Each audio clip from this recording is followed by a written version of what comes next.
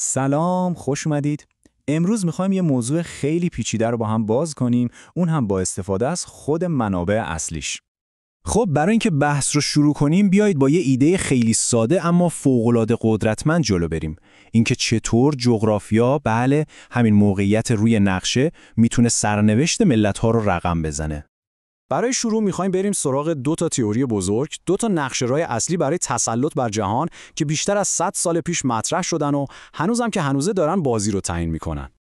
ببینید، اوایل قرن 20 دو تا متفکر بزرگ اومدن و انگار قوانین یه بازی شطرنج جهانی رو نوشتن.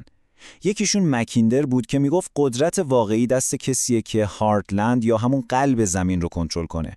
یه سرزمین پهناور که تقریبا نفوذناپذیره. اون میگفت این قدرت زمینیه که حرف اول رو میزنه. اما در مقابلش اسپایکمن یه نظر دیگه داشت.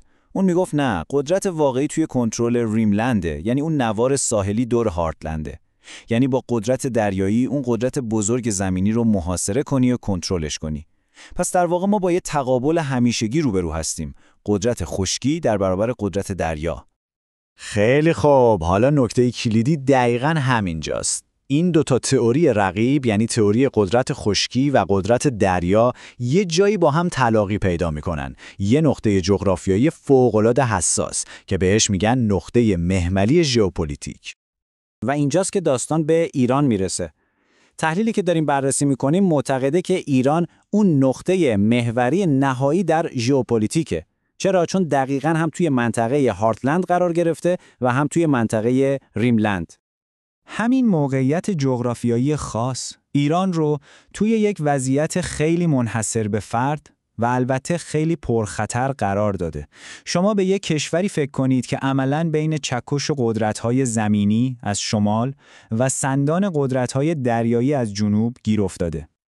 و اگه به تاریخ ایران نگاه کنیم، طبق این منبع، انگار این داستان بارها و بارها تکرار شده. یعنی بسته به این که توی هر دوره‌ای کدوم قدرت زمینی یا دریایی دست بالا رو داشته، ایران دقیقاً از همون سمت مورد تهاجم قرار گرفته. از مغول‌ها در شمال گرفته تا پرتغالی‌ها و بریتانیایی‌ها در جنوب. این آسیب‌پذیری فقط مال تاریخ دور نیست. توی دوران جنگ سرد هم همین داستان ادامه داشت. ایران دقیقاً بین قدرت زمینی شوروی و قدرت دریایی آمریکا گیر کرده بود و این دیگه یه بازی مرگ و زندگی واقعی بود. به این سند فکر کنید که حتی آمریکا برای جلوگیری از نفوذ شوروی سناریوی بمباران اتمی ایران رو روی میز داشته.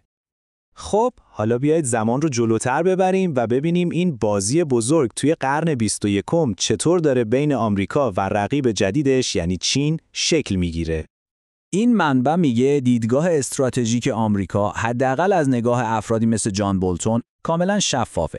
اونا میگن برای اینکه بتونیم روی دشمن اصلی یعنی چین تمرکز کنیم، اول باید تکلیف ایران رو مشخص کنیم. پس کنترل ایران کلید مهار چین در قرن جدیده.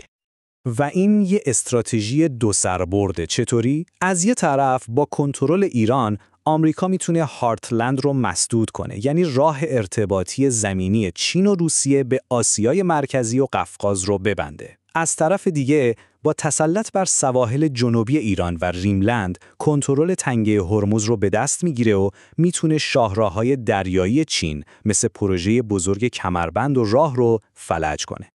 حالا چرا جنوب انقدر مهمه؟ چرا انقدر روی تنگه هرمز تأکید میشه؟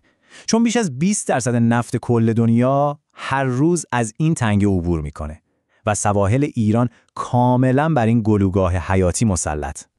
خب وقتی با چنین شرایط پرخطری روبرو هستیم، این تحلیل استدلال میکنه که پاسخ استراتژیک ایران دیگه یه انتخاب نیست، بلکه یه اقدام منطقی و اجتناب ناپذیر برای بقاست.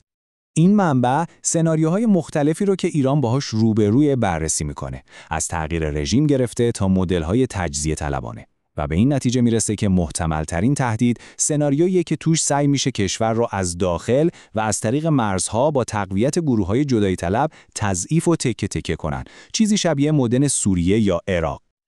البته این نگرانی در سطح بین‌المللی هم وجود داره. مثلا افرادی مثل سناتور مارکو روبیو میگن اگه ایران به سلاح هسته‌ای برسه، این کار یه مسابقه تسلیحاتی خطرناک رو تو کل خاورمیانه راه میندازه و معتقدن که اینجا مثل کره شمالی نیست و خیلی از کشورهای دیگه هم وارد این بازی میشن.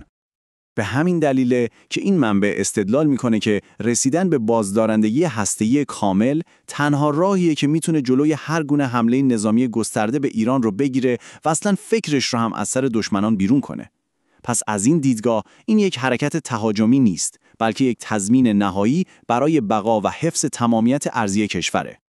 خیلی خوب، تا اینجا از دید ایران نگاه کردیم. حالا بیایید یکم زاویه دیدمون رو بازتر کنیم و ببینیم این ماجرا برای نظم جهانی چه پیامدهایی داره. بر اساس این تحلیل، یه ایرانی که به توان بازدارندگی رسیده باشه، دیگه فقط یه بازیگر منطقه‌ای نیست. چنین کشوری اساساً اون نظم جهانی ته قطبی رو که یک ابرقدرت توش حرف اول و آخر رو میزنه به چالش میکشه و در عوض به شکل‌گیری دنیای چند قطبی کمک میکنه که توش قدرت بین چند تا مرکز مختلف توزیع شده. برای اینکه ایران بتونه توی این دنیای جدید و پیچیده جایگاه خودش رو پیدا کنه و حفظ کنه، این منبع یه استراتژی چند لایه رو پیشنهاد میده. اول، تقویت روابط دیپلماتیک با قدرت‌هایی مثل چین و روسیه. دوم، حفظ و توسعه توان بازدارندگی، هم موشکی و هم هسته‌ای. سوم، استفاده هوشمندانه از اهرم فشار تنگه هرمز. چهارم و خیلی مهم، تقویت اتحاد داخلی برای مقابله با خطر تجزیه. و در نهایت، آمادگی برای یک جنگ وجودی تمام عیار در جبهه‌های مختلف، از اقتصاد گرفته تا امنیت.